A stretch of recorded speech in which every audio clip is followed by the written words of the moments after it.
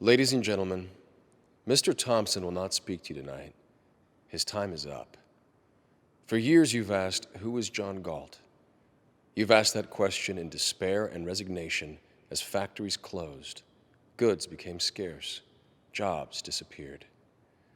Your lives are becoming more difficult as the life force of your world is draining away. You have asked that question without expecting an answer. I'm here to answer it. This is John Galt speaking. Mr. Thompson won't tell you the truth about the crisis in your world. I will. Have you noticed that as everything around you seems to decline, one thing still grows? It is the power of your rulers.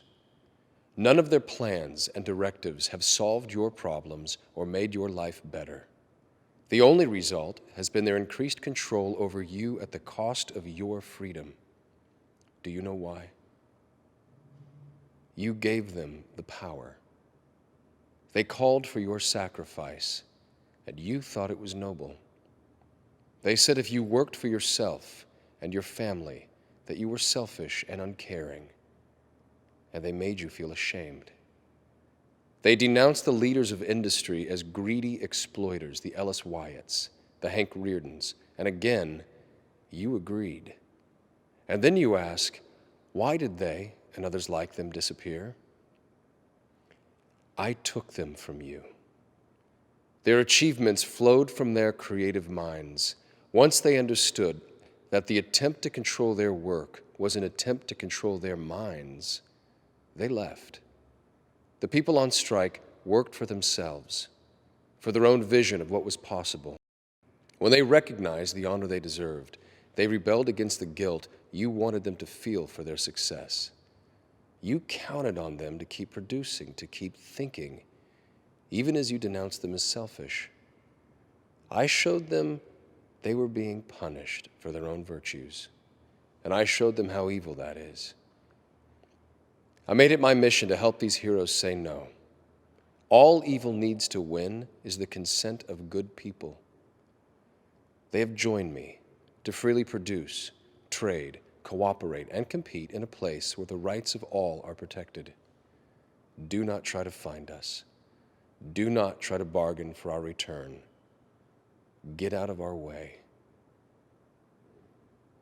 To everyone within the range of my voice, you now have a choice to make. If you decide to support the notion of sacrifice enforced by the state, your game is up. Your world is in a downward spiral, and you will ride it down to destruction.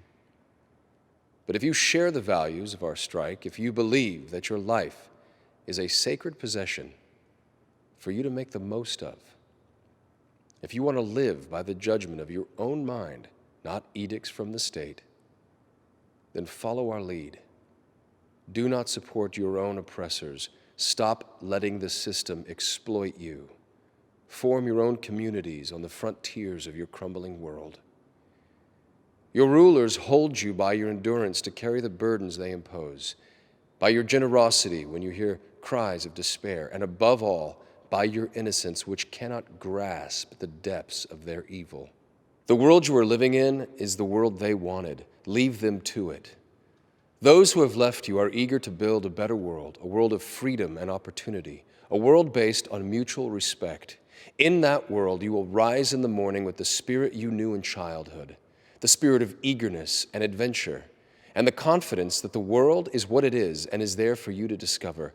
In that world, you will not receive alms, nor pity, nor forgiveness of sins, but honor, respect, and justice. Don't let the fire go out spark by irreplaceable spark in confusion and despair. Be sure of your path. The world you desire can be won. It exists. It is real. It is possible. It is yours.